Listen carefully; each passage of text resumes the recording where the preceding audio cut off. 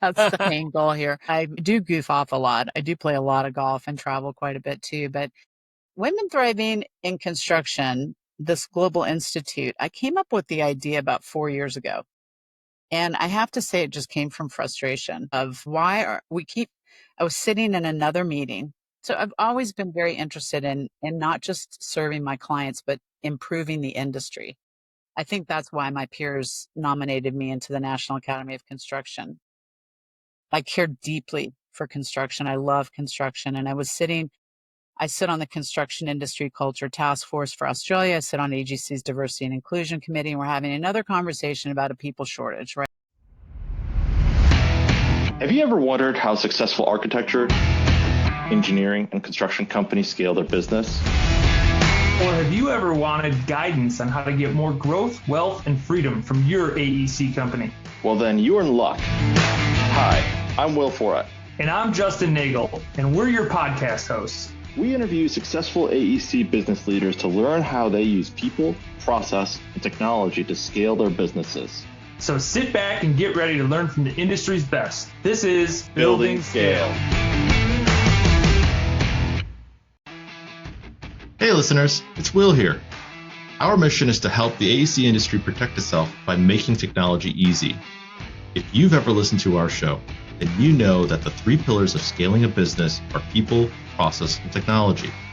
So if you suspect technology is your weak link, then book a call with us to see where we can help maximize your company's IT and cybersecurity strategy. Just go to buildingscale.net/help. Today's guest is Dr. Gretchen Gagel, founder of the Greatness Consulting and author of Building Women Leaders, a blueprint for women thriving in construction. Gretchen is a powerhouse in the construction industry with 40 years of leadership and consulting experience. She holds a mechanical engineering degree, an MBA in finance, and a PhD in leadership, culture, and change agility. Former chair of Brinkman Construction and founder of Women Thriving in Construction, a global institute, Gretchen was inducted into the National Academy of Construction in 2021. She's an advocate for empowering women leaders and male allies in the construction, energy, and mining industries, driving innovation through inclusive leadership. Her book, Building Women Leaders, a Blueprint for Women Thriving in Construction, came out this year, literally last month, I believe, and she can correct me in a moment here if I'm wrong. And then she hosts the Greatness Podcast and is a frequent speaker on agile leadership, inclusivity, and building high-performing teams. And with all that said, Gretchen, welcome to the show. Thank you. I'm so thrilled to be here. Yes, so book came out last month, right?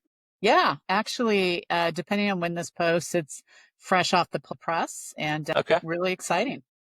Awesome. Excited. We're going to talk a little bit about that. But before we do, tell us a little bit about yourself. You have this intro. As I was going through intros, and I do this all the time, I was like, this doesn't even give a glimpse of how awesome you are and insanely great you are, based on all of our conversations. So give us a little bit more meat on the bone, and then tell us about how you got into the construction space. Yeah. So I grew up in Kansas, and when I told my father I wanted to go to engineering school, he really discouraged me. He said, girls don't do that. And I think he wanted me to get my MRS degree, find a nice man to take care of me. And in fact, disowned me when I turned down my Harvard admission to go to engineering school, which that was a really pivotal point for me where I made what I felt was the right decision for me to go study engineering. I co-opted for Lone Star Gas. And interestingly, Ralston Purina hired me as their first female operations manager out of engineering school. So 62 men and me running a dog food plant in Oklahoma, my glamour days, as I say. And I had a great career with them, but after my MBA, I joined FMI in 94, doing strategy work at first for contractors. As you can imagine, some of our contractor clients said, I'm not sure that Gretchen needs to come out and do my strategy. I think maybe I need David or John or Will or Justin. And I ended up starting the owner services group at FMI to advise on the client side with General Motors, Intel, Marriott, Starbucks, United Airlines. And that's really been the bulk of my career in the construction industry is advising them on how to effectively deliver billions of dollars of construction. I can imagine, especially at that time, big macho men don't necessarily want to get the advice from the sole or one or maybe one or two women consultants in that space. Yeah. I was Let's woman. Sorry, I didn't mean to No, interrupt all you. good, no worries. Let's walk through some of that. Let's talk about some of those fun stories because I'm sure you have a ton. Gosh, where do I start? I was just going to say, yeah, Cynthia Paul was woman number one. I was woman number two in 40 years. I think there were 170 of us when I joined there. One that stands out in my mind was very late in my career at FMI. I left FMI, left the industry for a bit, and then was president of a different company. But when I was leaving FMI 20 years ago, um, the president of the company called me and said, "Hey, my friend so-and-so contractor has gotten in deep trouble on a very complicated project and he needs some help. They're having a meeting and you're the person to lead this meeting." And I called him and I got we kind of call them the pedigree questions, where are you sure, are you sure you can handle this? And I called the president of our company back and said, "I'm not doing this meeting. Like I have to fly back from Detroit, 1 o'clock in the morning." And he said, "Don't worry, I'll take care of him." And it was a meeting with the contractor, his project manager, the owner, his project manager, and the architect. And it ended up being a $20 million change order on a $40 million guaranteed maximum price project. It was a very Oh, whoa!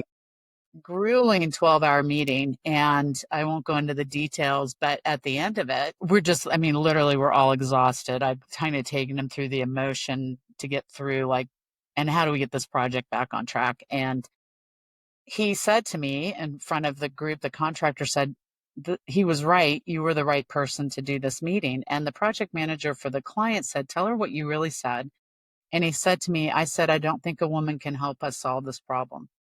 And at least he had the courage to say that to me and then to retract that feeling and say, "You were absolutely the right person to help us with that." But it's just a lot of unconscious bias. He wasn't being mean. He wasn't he just really, in his mind, it needed the toughness of a man to solve that problem. So what is that the differentiator that a woman brings in these scenarios that maybe it's not the toughness as he described, but like what are the I don't know. It's not secrets, but maybe it's secrets. I don't know. What are their differentiations? Like what is different that's brought to the table when maybe it's a woman consultant or a woman leader? Yeah. When I did my PhD, I went down a lot of rabbit holes. So you can imagine doing engineering, finance, going and studying human behavior. I literally was like a kid in a candy store, and one of the rabbit holes I went down, I found a piece of research talking about the IQ of teams and what makes a team smart, like a team that's able to solve problems. And it is not the collective IQ of the team. It's one of the top things is whether or not there's women on it and the diverse thinking and whether it's different socioeconomic backgrounds, different ages, different generations think differently. I see a 1-year-old that can run an iPad, right? And so I think that I really haven't ever deeply studied like what is it about women, but I do know that bringing different people together on teams and gender being one of the most important factors makes teams smarter. And I do believe that women struggle with confidence, but I know men that struggle with confidence. And I know women that struggle with the soft skills because we all had to be the toughest possible person 30 years ago to make it in the industry. Smoke cigars when we played golf and wore the blue blazer and the penny loafers and everything. So it's kind of hard to describe what it is that women bring, but I feel like they bring a lot. Well, that's why we're talking to you, Yeah. because we agree. You said you did a PhD. What was your dissertation about? Oh my gosh, my dissertation was so fun. I joke I had to move to Australia. I defended my PhD 20 days before I moved to Australia in 2018, and that I used up all my favors with all my friends in America, so I had to move to a different country. I studied 47 corporations. I bought a random sample of 5,000 CEOs' emails, all over 1,000 employees. I studied 126 business units and I measured the type of leader that business unit leader was, reported by their direct reports, and then the presence of agile routines. I really wanted to study what leaders do, what actions they take that make an organization nimble and able to react to stock market, interest rates, inflation, whatever those things are that are going on. And I found some very specific behaviors that support the agility of organizations. And I'd say about a third of my sample size was construction companies. Okay. And just to tease the audience, Mm-hmm. what were some of your findings? Yeah, and I write about it in this book. You can't get a PhD in it and not write about it, right? Love that. Leadership and the agility. But one thing was bureaucracy is not a bad thing. You need structure. Bureaucracy means structure. It's when there's too much structure that it strangles an organization. And that's one of the things I found, that leaders that are even on the verge of laissez-faire, like let people solve problems, they're not always jumping in and micromanaging, creates more agility because people have the freedom to make decisions and to react to situations. So that was, and that too much power. We have to have power to influence. You have knowledge power, positional power, reverent power. There's all these different sources of power. But if you display too much power, then you squelch that agility as well. More to read in the book in terms of the details. So if you were to just real quick, I'm sure it's in your book. You looked at CEOs and essentially leaders that were at companies over 1,000, essentially over 1,000 people, right? Why those and why not smaller? You know, it's really interesting because I wanted to understand, we inherently think that smaller companies are more agile. And so I took my sample. That's why I started big, and I needed 126 business units. I thought I was going to get that with 25 companies. It took 40. The other thing I did is I split my sample size. I'm not going to remember exactly the year, like pre 1960, post 1960 founding. And I split my sample size between like less than 5,000 and more than 5,000, or maybe it was 10,000, but I split them into the smaller and the bigger and the older. No difference in the agility scores. So that's unconscious bias, that an older company can't be agile. In fact, you look at a company like Samsung, they started out with groceries years ago. So you can be large and sustained and be agile. And that's why I picked the larger companies to study. Okay. And I'm sure you got a little bit more data there too. Uh, Yes. Yeah, that's one thing about a PhD, 10,000 pieces of data and a 172-page dissertation. And my DISC profile, if you know the DISC profile, I'm a DI, results in people. So I had to dig really, really deep and with no attention to detail to finish that dissertation. But actually, the biggest thing I got out of my PhD was critical thinking, really the ability to challenge everything and say, okay, somebody's making a claim. What's the evidence for that? Because that's what you do. So obviously you went to school, got the PhD, you had your MBA, right? It was kind of like you were like, how do things work? How does money work? How do people work? Is a little bit the beauty of your degrees kind of, in sequence there. So how did you become a chair of Brinkman? Like there's a lot more stuff that's happening other than schooling pieces during this time frame, right? So like how did you become the chair there? Well, so yeah, I was president of Continuum Advisory Group when I was doing my PhD. So I was flying 120 flights a year and sitting in class from 8 to 5 every other Saturday year round for 3 years. oh my I God. had a fair amount of burnout after that. I really don't You don't recommend. say. Burnout? No. How is that possible? Yeah, but it's interesting because when I became president in 2013 of Continuum Advisory Group, I kind of rebuilt the company that I'd built in the 90s, Procter and Gamble, and help them implement lean practices globally. So it was hard, but I'd done it before. I'm a very curious person. And so that's why the PhD was so great, because it was an opportunity to go and apply everything I was learning in my PhD right off the bat with my clients. I think I've been on a dozen nonprofit boards, Bridges to Prosperity, a construction board. We build footbridges around the world and empower and build the capital for those bridges to happen. I was chair of that board.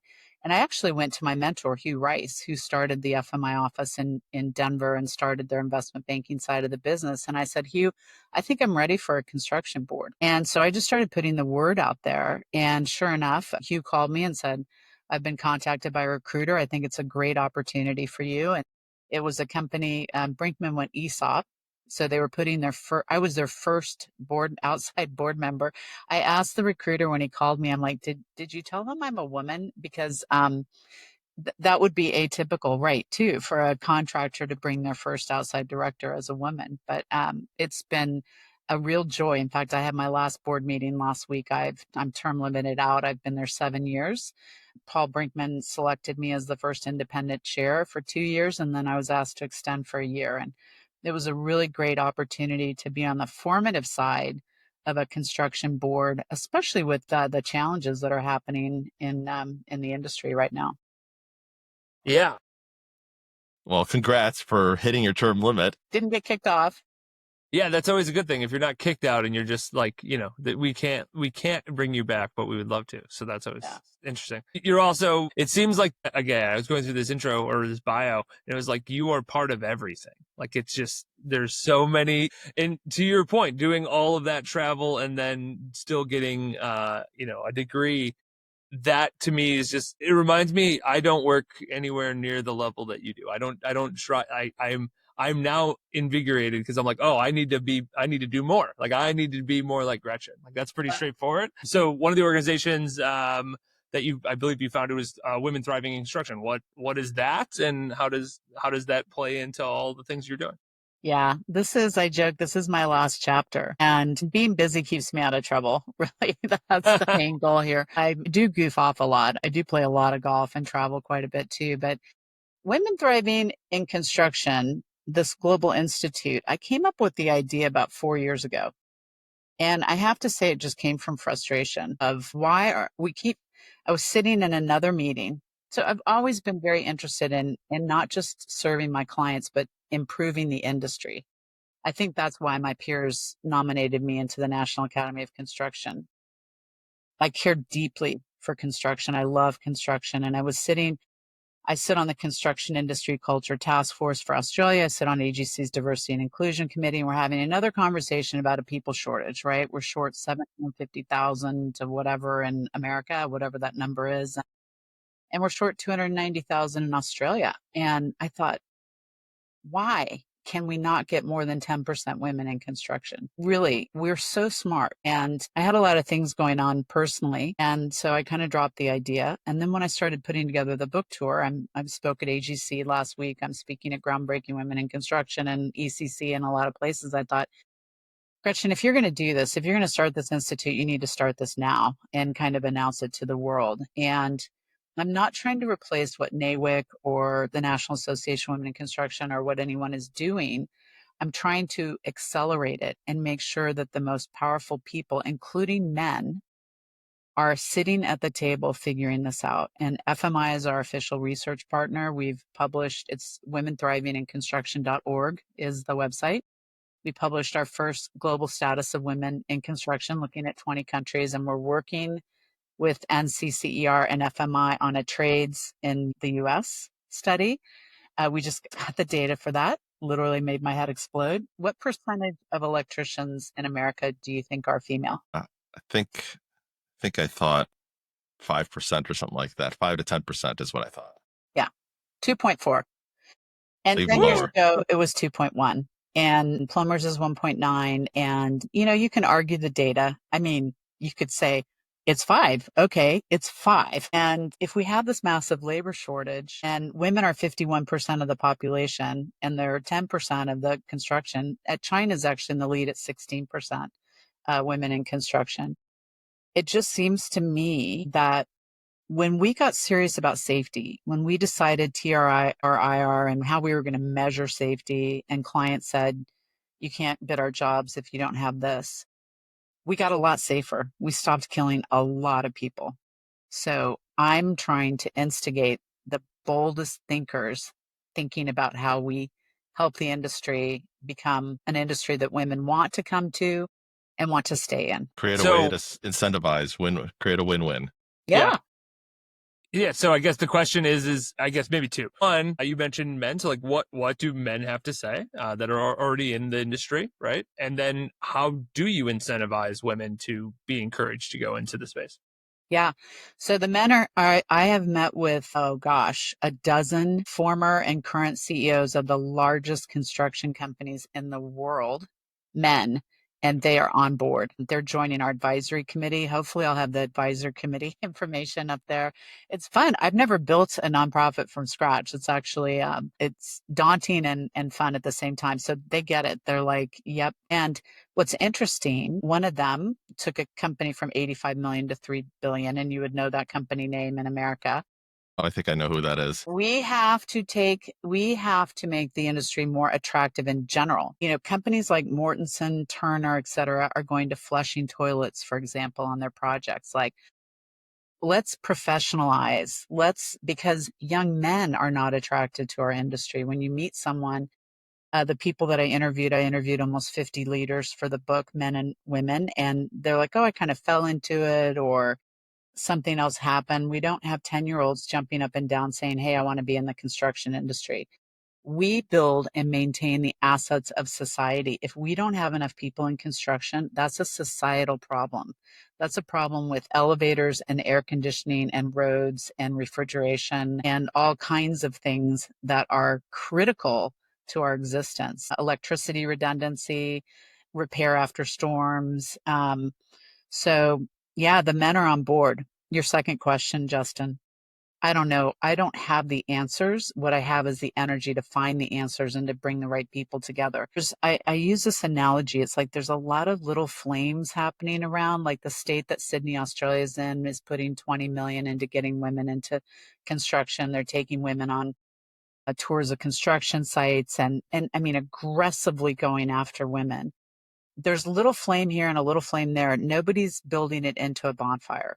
Nobody is saying, great, how do we scale that? How do we take what New South Wales is doing and replicate that in 10 places? Years ago, there was an ABC chapter that recruited low-income moms and their high school daughters together. What a great idea, right? You're lifting a low-income woman. You're bringing in two women as a buddy system into the industry so they have a support network. So it's thinking creatively and scaling, and I think fundamentally wanting to solve the problem. Like, we want women. Well put. Yeah. So ask me in a year how it's going. I'll come back. Yeah, you're probably gonna be like, so we solved all the problems, and now I have to do something else. No, I'm kidding. But like you get after it. Like you're not sitting around twiddling your thumbs. Like and whatever you do, and that's pretty obvious based upon all of the things that you've already achieved. So men are on board, at least certainly the high level leaders that you've spoken with. What about young men? Obviously, we need to get everybody interested in building. We need that across the board. But you have more young men than young women currently that are interested in construction. So, like, what is their take? Like, how do they help? How do they get their peers? Like if you're both leaving high school, like how do you get that young man to say, Susie, this is a cool thing. Like you should come and join me on this trade journey. Yeah, it was my number one of 3 tips for the men in the audience at AGC's national convention. This is not women thriving at the expense of men.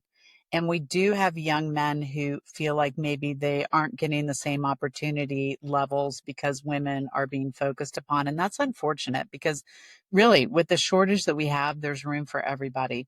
But I'll tell you a really wonderful story. I was on a job site and with a female project manager, and she was whistled at by one of the framers. It's a wood frame apartment complex and probably 150 framers on the project. And she went into the job trailer. She told me this whole story and said, yeah, maybe they weren't whistling at me. Maybe they were just whistling, right? And a young male superintendent went out, called every framer down and said, that's our boss, and you will treat her with respect, and then called the owner of the company who backed him up on it. And I think, and it's all kinds of poor behavior. It's poor behavior towards men too. My son's a mining engineer and worked in a rock quarry in Rogers, Arkansas his first summer after his freshman year.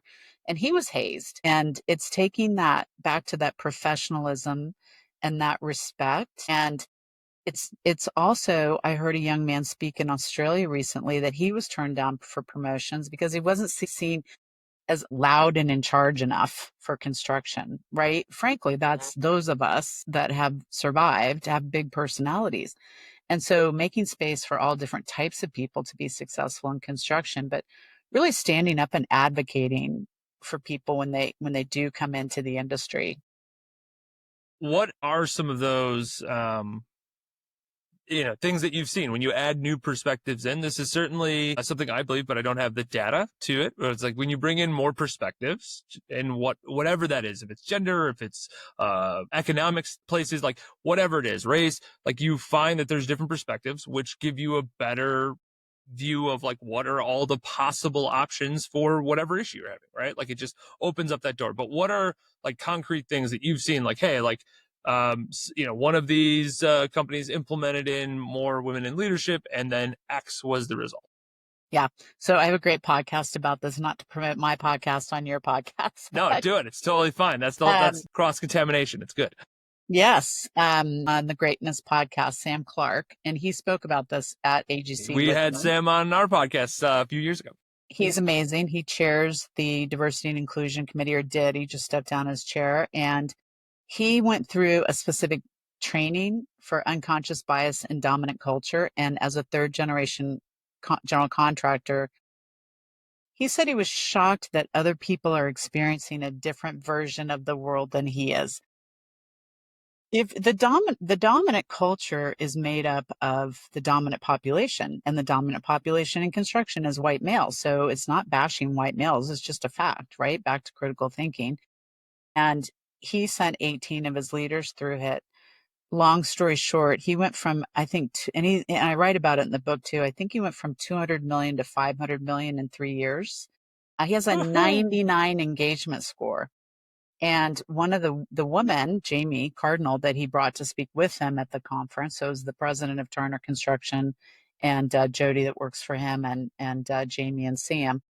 She's been in the industry 25 years, and she describes a pre-Clark, post-Clark experience, 22 years of experiencing unconscious bias, and for 3 years being in an environment where she doesn't experience that. And they have women beating down their doors to go to work for them. But that revenue increase, and he said this publicly, so I'm not, multiples of higher profitability, multiples in a third generation contractor. So I think those are the stories. And as I said, I looked at a lot of the research around this in my PhD, but those are the stories we need to be telling.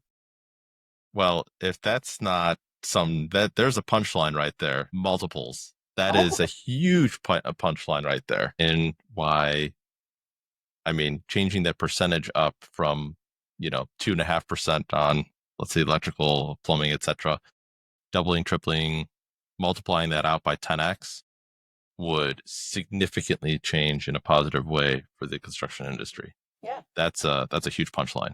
And that 99 engagement score, we spend so much money replacing people over and over and over and over again. And it's not just the money, which they say I think is 2.5 times the salary.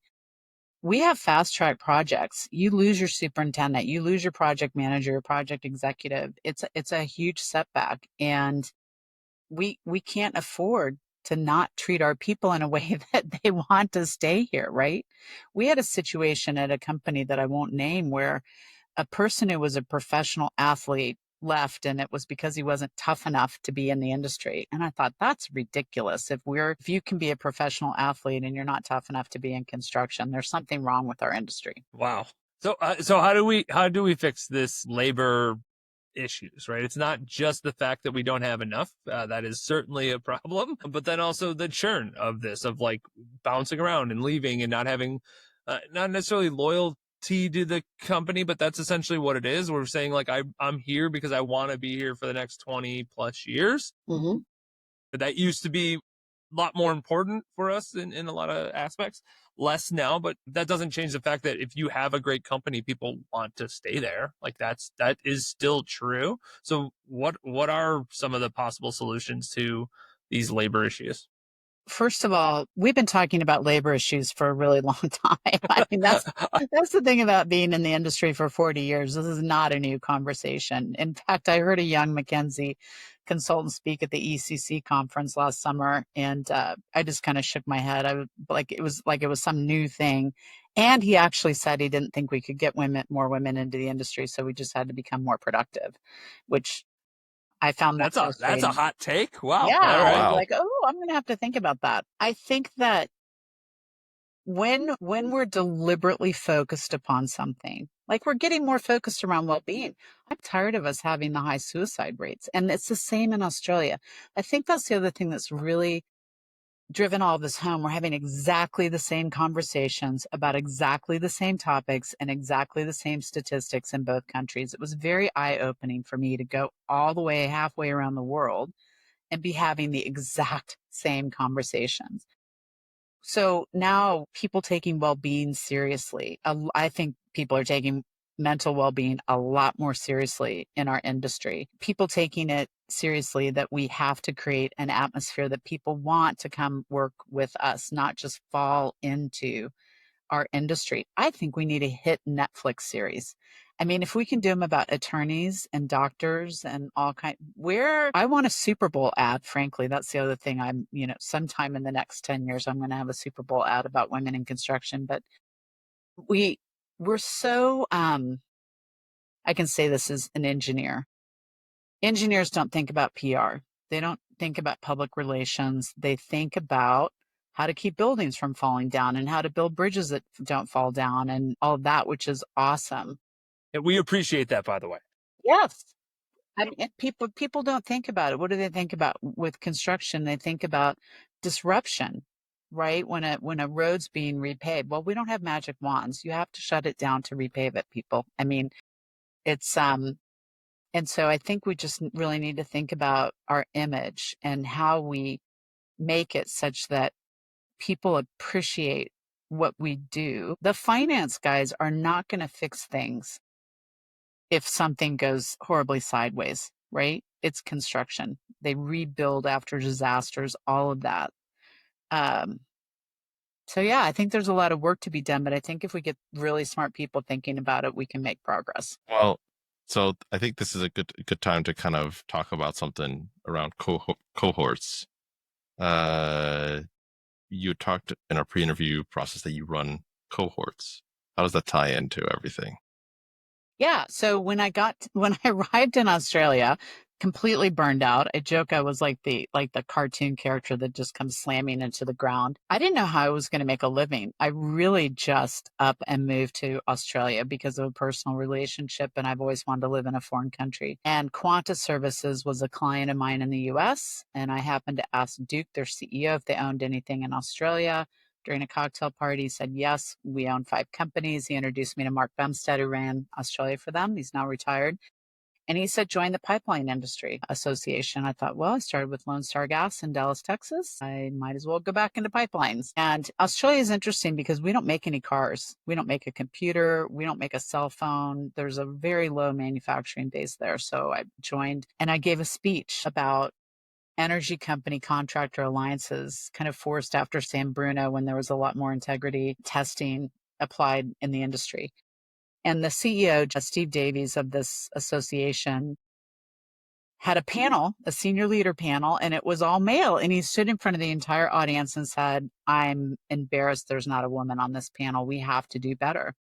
So I took him out for coffee a few weeks later and said, hey, the American Gas Association has a women's leadership program. What if we replicated it here in Australia? And I had them write a letter to them so they didn't think, who's this wacko woman that just showed up from America, right? and the first program sold out in 3 hours. They called me. It was supposed to be 15 women, and they're like, we're up to 25 already. Oopsie. And that was Whoops. in March of 2019.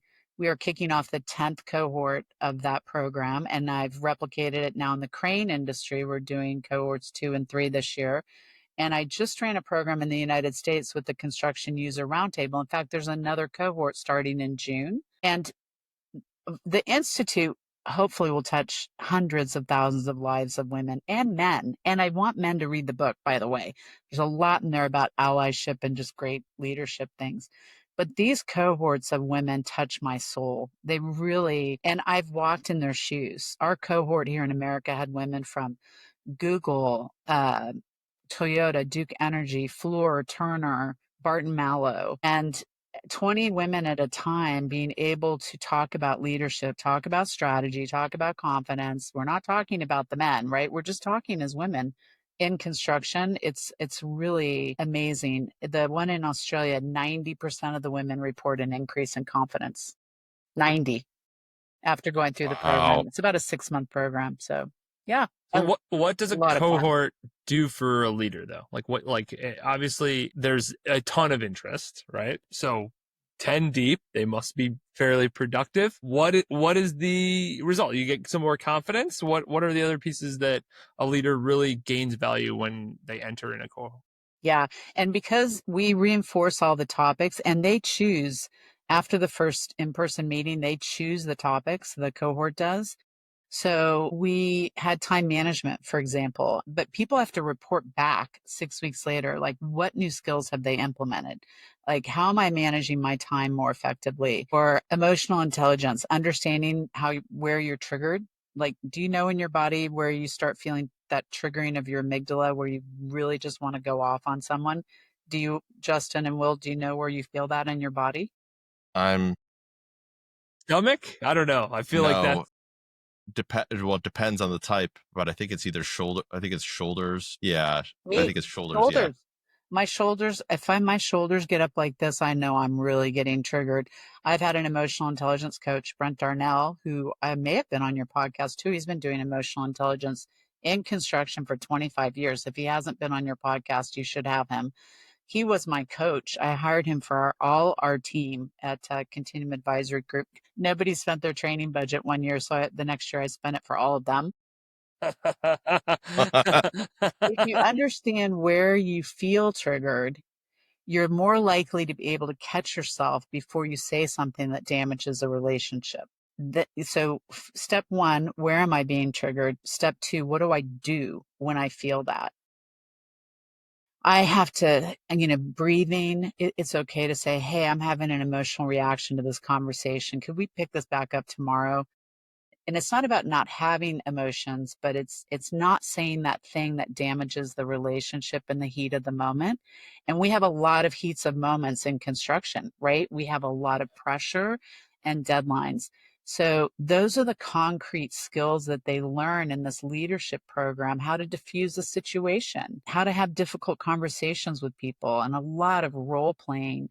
It's very active. It's not just me lecturing, but then they go off and do things and then they report back 6 weeks later to each other what worked, what didn't, what do I need to tweak, and talk about the next topic. So they really are changing behaviors.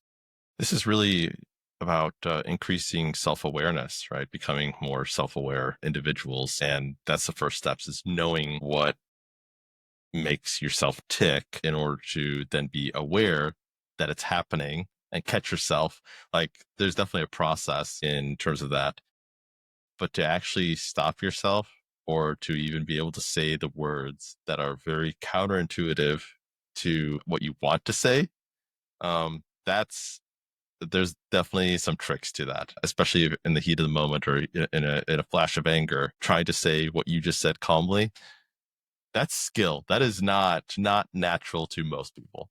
No. And, I did a CEO review once and the comment was made, well, they're great 95% of the time, but then there's rage mode. And I was like, rage mode? That's that's damaging. It is damaging to relationships. And I know I've done it. I've been triggered. I have said the wrong thing. We all have. I mean, I guess I haven't found anybody yet who's never stuck their foot in their mouth or wasn't mindfully purposeful. And the first part of the book, I believe that leadership starts with you. I created a framework called grounded self-leadership, grounding it in our values and our purpose. What do we stand for? If you think about great leaders, you know what they stand for. You've not known me that long, but you know some of the things that I stand for, right? You get that.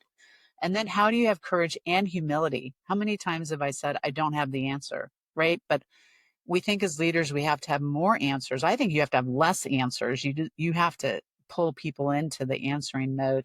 How do we think critically and rest our brain? And how do we take our personal leadership brand out into the world? But leadership, we think about it. Yes, it is the interaction with a follower, leader, follower, but it has to start with yourself and really understanding who you aspire to be as a leader. And that's what I ask young leaders. And I do a mixed gender first time leaders program too. in the pipeline industry. I love working with male leaders. In fact, I coach some very senior male leaders in construction, energy, and mining. But I ask people, do you aspire to be a great leader? Because if you aspire to be a great leader, you'll invest in it.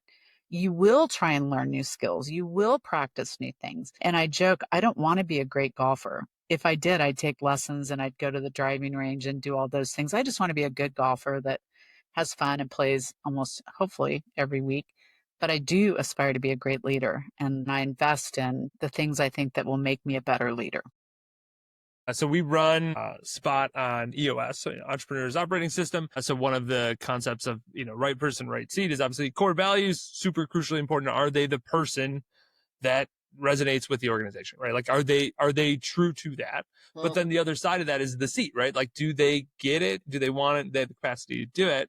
And when you think about that as like, well, if you want it, like if this is the thing you want to be a great leader, then your activities will showcase the fact that like you are driving towards that thing. Like if you have a part of your toolbox that's not full, like you're going to try to fill that part of the toolbox. So if it's like having hard conversations, or if it is leveling people up, or whatever it is, you're going to dive into that thing because you want to be a great leader, right? Like that's it. Your actions always showcase the thing.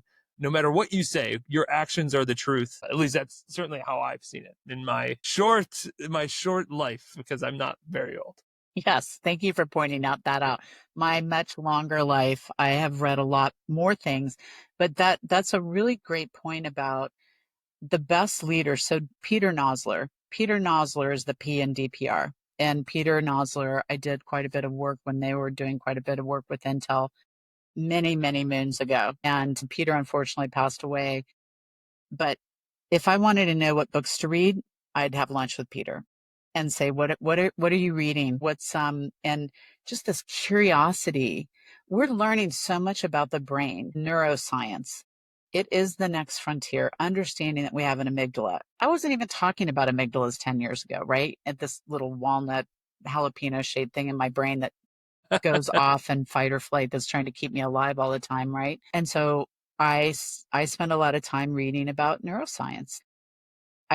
We continue to, and that's the other thing I gained in my PhD. Social scientists are very brave. They put ideas out there like servant leadership or transformational leadership, or they try and explain very complicated things like leadership or culture. Edgar Schein became a friend and was my coach the year before he died. He's an MIT professor who wrote 40 books on leadership and organizational culture. And he described culture as the physical artifacts, the stated beliefs, the stated values, but then the shared beliefs we create through action. And it's these people that put it out there and say, this is what I think work culture is, or this is what I think leadership is. And then we learn something new, and that model evolves. But I really have a great appreciation for, because they're not studying something like gravity that's unknown, like the natural sciences. For sure. Simon Sinek, although not directly in the industry, but I know that he's done things parallel to the industry. Would he be considered part of that group as well? Oh, yeah, absolutely. Simon, in fact, I just had coffee with one of my former PhD fellow students who does work with Simon, who has a great new book out called The Power of Mattering. His name's Zach Mercurio. He is a brilliant, brilliant person who works with Simon. And these are the people that begin with why, and that TED Talk that Simon did that really touched people, or Amy Edmondson at Harvard, the author of Fearless Organization. She's come on my podcast. These people that, and what I think Simon's message, when I think about it, he explains it in a way that's understandable to people. And you can be really smart and have really great ideas. It's like storming, forming, norming, and performing. I use that all the time. I want to assess a team, went to work with a major airline trying to help them deliver capital projects, met with their 7 directors. Where are you on this curve? And what does storming look like? And how do we get to performing? And what are our norms? But you can remember, you can understand that model. So I think Simon's another one of those great people that's not only smart, but they can explain things in a way that people understand and they can remember. That's why he's a role model of mine. Yeah. And Zach, The Power of Mattering. Literally, I have the hard copy that had just arrived at his house before he left to have coffee with me. How you help people feel like they matter. Don't we all want to matter in life, right? Don't we all want to feel valued? And I think it ties so deeply to the construction industry. He studied janitors, university janitors, and what makes them feel like they matter. 60% of people in the world are in low choice careers, according to Zach.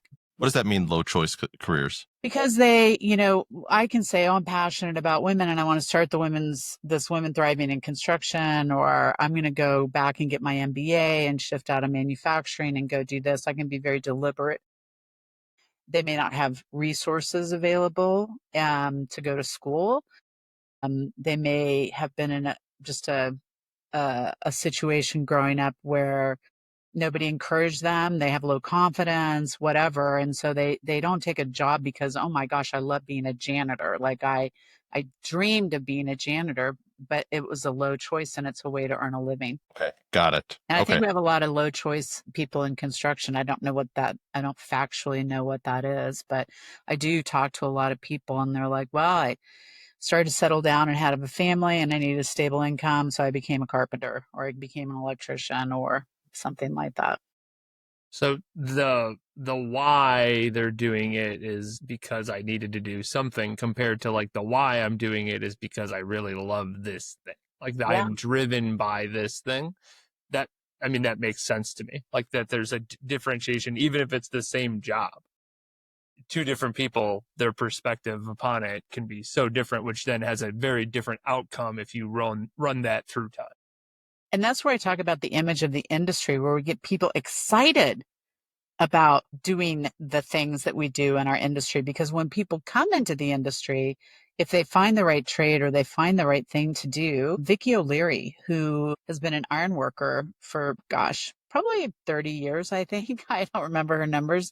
Her brother dared her to become an iron worker, but she really loved it when she found it. So people find very fulfilling jobs in construction. We just need to be more of a deliberate choice with more people, I think. I think it's interesting because like a lot of the people in construction that I've interacted with, and if you drive around a town somewhere they've built things, they're very happy to be like, I did the electrical in that building, or I did this, or all these different things. There's such a pride to it because there's a building which could be considered a monument to the work at which you did, which is not a lot, especially any like information jobs don't have that thing where it's like I shared information with you and that's cool, and you built a thing which I could then say, secondhand, I helped build that thing, but it's not the same as in like you took your hands and built something, and that thing now is going to stand here for 70,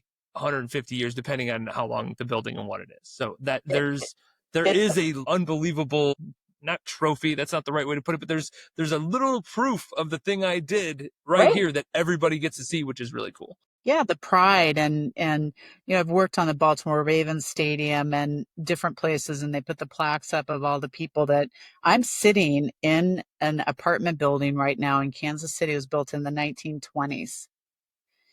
It's called the Hemingway because Ernest Hemingway lived here when he worked for the Kansas City newspaper, which I did not know until I bought a condo in this. I think it was built in 1929. So here we are 100 years later, and I'm sitting on the 5th floor, not worried about this collapsing. Yeah.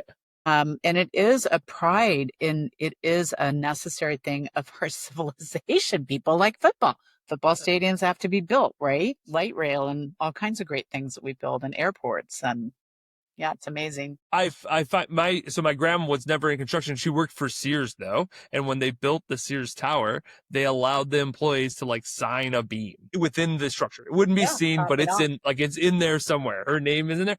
So she's told me that story a 1,000 times, where it's like there's such a pride because like you're literally part of history, right? Yeah. Like my name lives there, even if you can't see it. It lives in that building somewhere, which is really cool. Yeah, it is a very cool industry, and I love it. And that's why when Wiley came to ask me to write this book, I didn't like, they asked me to write the book because you can That's a imagine good feeling. the Somebody subset of wants women. you to write something. Yeah, women, 40 years of construction, PhD in leadership. That's a pretty unique spot there. And my personal mission statement, which I wrote, oh gosh, 30 years ago when I read Seven Habits of Highly Effective People, is to leave the world a better place than I found it. And This I use one? that for all my decision making. There you go. I love that book. And I went, gosh, will this book make the world a better place? Will it help our industry? Yes. 120,000 words later, it's a 350-page book. It's not an easy, draft 9, and you're like, oh my gosh, it's never going to happen. But it's a great industry, and I feel honored that I can continue to do whatever I can to help improve the industry. And that's my focus. Well, Love that. I love that. So I feel like it's a very good time to ask you, because it's just a hot topic. It's been a hot topic for the past 2 years. How does AI affect essentially what you're doing? And what's your hot take on it? Yeah. So it's really interesting. I made a choice not to use any AI with my book. It was just a personal choice. I didn't really have the time to learn how to use it in the most effective way. And I just I did my dissertation research without a research assistant. And everyone said, why did you do that? And I said, I wanted one time to do a massive research study and do all of it. And that's how Ralston Purina trained me. I had to work every job in the plant. Everybody did every job in the plant and learn everything from the ground up. So writing this book, I just kind of wanted to do it on my own, in my head, my thoughts, everything. I'm all over AI now. It's kind of like when calculators came along and people who use slide rules went, oh my gosh, you're not going to understand how this is done. Do we need to understand how this is done? Do you need to understand what happens inside a calculator? We all use calculators now. What we can't imagine a world without calculators, right? They make math happen. Real quick, I'm sorry to interrupt. Slide rule. For those that are young and uninformed, please explain what that is. I never used one. I'm not that old. I know it was before calculators. Well, computers. I used to have to sit in line in a hallway to wait for a mainframe. Even in MBA school, we didn't have personal computers, right? So technology, the challenge with technology, Eric Topol wrote a great book called The Patient Will See You Now about disruption in healthcare. It's a great book. The Patient Will See You Now. Technology is advancing so fast, it's outstripping our capacity to keep up with it as humans. Electricity took like 45 years, and now we're down to 3 years of adopting smartphones or whatever.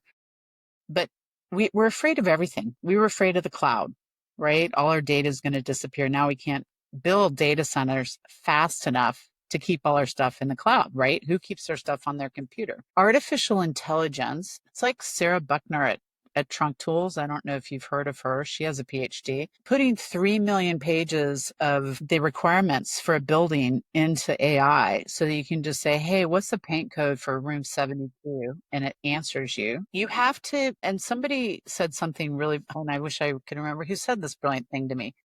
It's not like you're going to say, how do I remove a tumor from a brain? And you're going to go do brain surgery. You have to be an expert in what you're talking to AI about. And my good friend, Donna McGeorge, who wrote a book called The Chat GPT Revolution, she's Australian, said AI is kind of like a hungover intern. You have to check its work, but it can move you so far down the road so fast that it creates a lot of efficiency. Well, it makes someone that knows mediocre in whatever the topic is, and makes them kind of like a senior person in that topic, right? But it takes But they someone still that's, have to understand how to talk about it, yes, they right? do. Like, I have a PhD in leadership. I studied 50 years of leadership theory. You could write an AI article about what are the 10 characteristics of great leaders. And then somebody'd say, why is number 3 a great characteristic? You wouldn't have an answer to that because, I mean, you might, but it's, yeah, you have It to have does. the knowledge to back up what it is that you're creating. But I think Yes. if companies aren't using it for like proposal development. So I sat next to a gentleman on the plane leaving the AGC and in a business development role. And he said, "Oh, I've got this proposal I've got to work on Saturday." And I said, "Well, are you all using AI? Have you fed your proposals in so that you can at least push a button?" "No, we're not doing that yet." I thought, oh gosh, well, that's how you're spending your Saturday. You'd be better off if you spent the Saturday learning the AI to make sure that you can push in these new things. So then you won't have to do this on, the following Saturday. So put your time into the thing that's going to be able to allow you to do this faster next time. This is the learning fishing part. Yeah. And it's prompt engineering. So women thriving in construction. I put a think tank together of people in and outside the industry, young, old, brown, black, white, male, female, to test the concept before I even started it, right? Months ago. And then now we have a board, and now we have an advisory board, and we put a lot of thinking into how's the Institute going to operate. I needed a strategic plan. I put 3 sentences into ChatGPT and pushed a button, and in 30 seconds, 10 seconds, I don't know, I didn't count the seconds, I had a draft strategic plan. Did I need to then modify it? I had to know what to tell it. We had to have all that thinking ahead of time about what the niche was that this institute was going to do, right? So that all had to happen. But then to just structure a strategic plan out of that, I had to write a really good prompt, and then I had to do some other things. But it knows the elements of a great strategic plan. And then I had to be able to review it to see if anything was missing. I think that's a good way to explain it. I feel like in that scenario, you're essentially saying like, hey, give me a skeleton framework of this concept, and then I am going to be able to tell you what is right, wrong, whatever, and then add to it, because that's how you get something that is a full-fledged, project in comparison, or process, compared to, here, I need to know client retention process, or a new contract process. And it's like, it'll give you something, like it'll give you a place to start, but like you have to then put in your context to way more to it. So, and as you play with it more and more, it learns more about you, which is also gives you tone and different aspects, and knows more about your business. So it starts saying like, oh, well, you're structured this way, so that actually doesn't work for you because of this structure. But yeah, people need to just hop on board and start going. Yeah. And it really gets your brain thinking. So now I've raised a lot of money as chair of Bridges to Prosperity, as chair of a foundation. I have raised millions and millions of dollars, right? And I have this stack. It's actually underneath my desk of all Stack the of hundreds, materials. or is it? No, I'm kidding. Yeah, of all the materials I've gathered over the years of fundraising experts and whatever. Starting this new institute, I said, and here's the strategic plan. Now, how would I talk to a donor? What should I consider? And then I got even more detailed. Male leader in the industry, or why invest in a startup? Because I've never started anything from scratch. And so you're raising money for something that hasn't done anything yet, right? And it gave me all these ideas of the script. Then I take what's genuine to me, right? And how I want to go out into the world and talk about it. But it's a great starting point, and it generates ideas. You go, ooh, that's a good idea. Yeah, I should ask that question. Love it. This has been a ton of fun. We have one last question, though, that we love to ask all of our guests. So if you could go back 20 years and give yourself some advice, what would that be? Don't sweat the small stuff. As you get older, things that you thought were a big deal, they're really, in the scheme of things, I have a saying now, no one has cancer. We have a lot of cancer in our family, but something will happen and I'll say, no one has cancer, right? And it's just my way of kind of saying the world's not going to collapse. And to really back yourself. I feel like I have a lot of confidence, and I'm not 100% sure why people ask me that a lot. Like, where does my confidence come from? But being your own raving fan, being your own mentor, being your own sponsor, being your own advocate, we can very easily go to getting down on ourselves. And mental health is actually at a 10-year low globally. And I think being kind and knowing that when I was working on my PhD, I bought this pink notebook, and on the front it said, I did my best. That's all we can do every day. We're all human. We're all going to make mistakes. We're all going to say the wrong thing or do something, but to learn from that, move on, back yourself. And I think that's the advice I would give. Don't sweat the small stuff. No, Love that it. advice. It's so true. This has been great. If somebody wanted to get a hold of you or get your book, what's the best way for them to do that? Yeah, GretchenGagel.com. Gagel is Gagel. So you can find me on LinkedIn, Gretchen Gagel, GretchenGagel.com. The book is called Building Women Leaders, A Blueprint for Women Thriving in Construction. That's available on Amazon, and WomenThrivingInConstruction.org is the new institute's website as well. Awesome. I will throw those in the show notes as well. And then is there anything else you'd like to tell the people before we say our goodbyes? No, Justin and Will, I would just really like to thank you. It's a daunting task to write a book, but it's an even more daunting task to figure out how to get it out into the world so that people can benefit from it. And as I said, I do hope men will read the book as well. It is really a book for everybody to understand how to help people thrive in our industry. Well, thank you for sharing your wisdom, and it'll be put on my reading list, my very long reading list. Awesome. Yes. I'll look forward to hearing what you have to say about it. I will tell you. For sure. Yeah, so this has been a ton of fun, listeners. Gretchen is, like I said, amazing in so many ways, and any way that we can help shed some light on the awesome stuff she's doing, we'd love to do it. And until next time, adios. Adios. Thanks for listening to Building Scale. To help us reach even more people, please share this episode with a friend, a colleague, or on social media. Remember, the 3 pillars of scaling a business are people, process, and technology. And our mission is to help the AEC industry protect itself by making technology easy.